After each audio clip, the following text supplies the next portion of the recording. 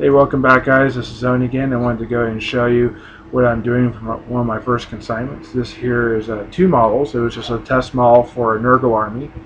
It's a Great Unclean one and a Nurgle Sorcerer, both from Forge World. As you can see here, though, unfortunately, the Great Unclean one had suffered some damage. Both models actually did. His tongue was cut or broke completely in half, and all of his horns were knocked free. I pinned the horn so they would go in there deep and sit nicely, and I reattached the tongue properly.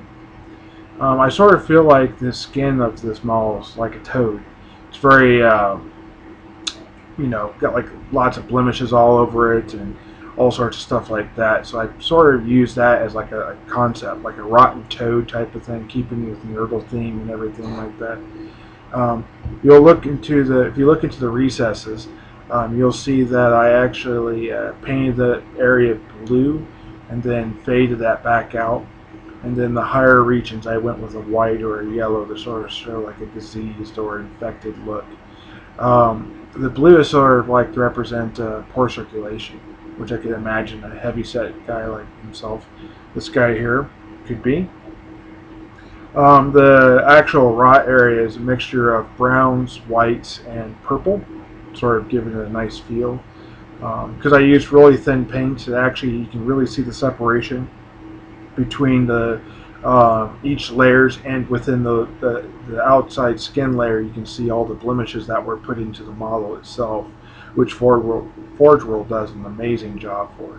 Now on the pommel here of this weapon, you can see I sort of did some green and blues below the brass, trying to give it like a tarnished look. Now here is the second model. This one here is the Nurgle Sorcerer.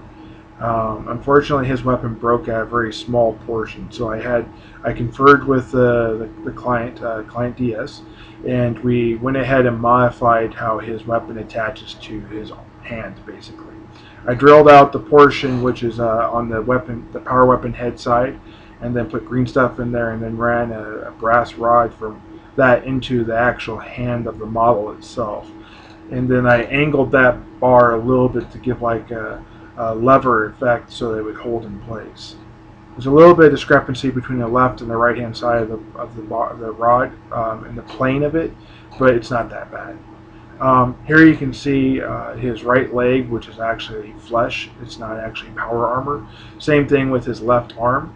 Unfortunately, because I'm using a cell phone camera, this dynamic pose is hard to capture with a cell phone, even though I'm using a white box, which I just recently made. So I hope that you can see some of it better without shadowing, but unfortunately, because it is so much front to back and left to right, it's hard to capture completely on this model.